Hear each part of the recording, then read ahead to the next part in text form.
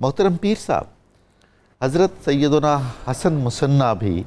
میدان کربلا میں موجود تھے، آپ کا کیا کردار رہا اس میں، اور آپ کی عظمت، آپ کی اولاد پاک؟ حسنی شاخ ایک تو حضرت زید سے چلی اور ایک حضرت حسن مصنع سے چلی، یہ بھی کیسی شرف کی بات ہے، ارشاد فرمائی۔ حضرت امام حسن مجتبیٰ علیہ السلام کے صاحبزادگان میں سے 4 شہزادوں کا تو ذکر ہوا جو شہید ہوئے، جی، اور حضرت حسن بن حسن، جی، اس وجہ سے مصنع کا لقب ہوا۔ آپ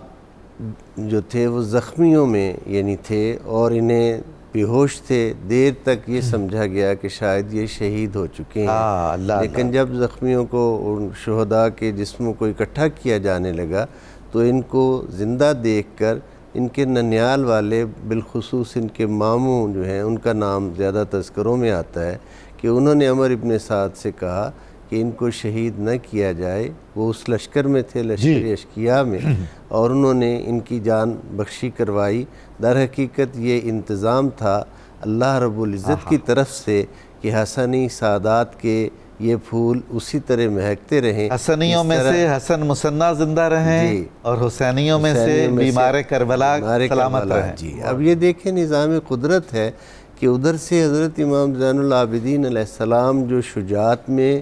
کسی بھی فرد سے اہل بیت کے کم نہ تھے، انہیں بیمار حکمت اور مصلحت خداوندی کے تحت کر کے نسل رسالت مآب صلی اللہ علیہ وآلہ وسلم بچائی گئی، اور وہ جو سورہ کوثر کا وعدہ تھا اس کو اللہ رب العزت نے یوں پورا فرمایا۔ حسینی سادات ان کے ذریعہ سے، اور حسنی سادات ان کے ذریعہ سے، اور دوسرے ان کے بھائی حضرت زید بن حسن کے ذریعہ سے اللہ رب العزت نے ان کی حفاظت فرمائی۔ ان کو پھر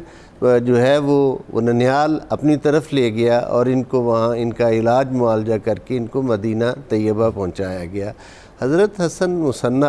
اس حوالہ سے بہت زیادہ عظمت اور فضیلت کے حامل ہے کہ آپ کے نکاح میں حضرت فاطمہ صغریٰ یعنی حضرت فاطمہ بنت الحسین آپ کے نکاح میں، سبحان اللہ، حضرت فاطمہ بنت الحسن حضرت امام زین العابدین علیہ السلام کے نکاح میں ہے، اور فاطمہ بنت الحسن جو ہے، حسین جو ہے، حضرت حسن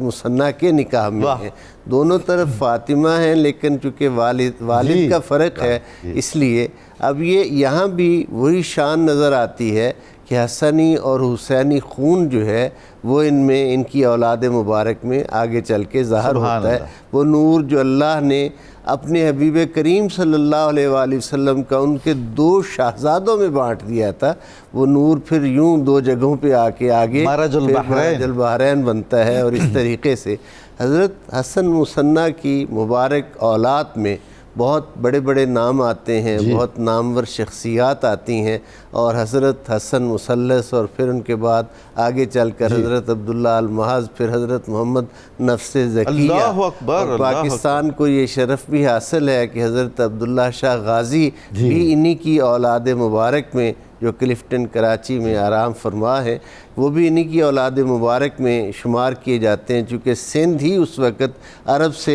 گیٹ آف وے تھا، داخلی راستہ تھا، اس لیے وہ وہاں تشریف لائے، اور وہاں آپ کو اللہ رب العزت ان کی برکت سے اس خطے کو اسلام کی روشنی پہنچانی تھی۔ اسی وجہ سے ڈاکٹر صاحب میں یہ بات عرض کرنا چاہوں گا کہ جہاں جہاں اللہ رب العزت نے قرآن حکیم کا فیض پہنچانا تھا اور اپنے دین اسلام کو پہنچانا تھا، وہاں اس ذات نے، مسبب الاسباب نے، نہ جانے کیسے کیسے اسباب کے ذریعہ سے ان ہستیوں کو وہاں پہنچایا، اور ان کے ذریعہ سے اپنے دین کی اشاعت کا، یعنی جہاں قرآن اور اسلام پہنچا ہے، یہ بات یہاں قرآن اور اسلام پہنچا ہے، وہاں پہلے اہل بیت نبوت کو پہنچایا گیا، اور جو حضور علیہ السلام کا فرمان تھا کہ یہ 2 چیزیں گراں قدر جو ہیں، یہ دونوں چیزیں میں تمہارے درمیان چھوڑے جا رہا ہوں، تو ان ہستیوں کے ذریعہ سے وہ دونوں گراں قدر چیزیں پہنچیں، اور ان کے ذریعہ سے اس خطہ کو، ہندوستان کے خطہ کو بھی اسلام کا مرکز اور گہوارہ بننے کا شرف حاصل۔ سبحان اللہ، سبحان اللہ۔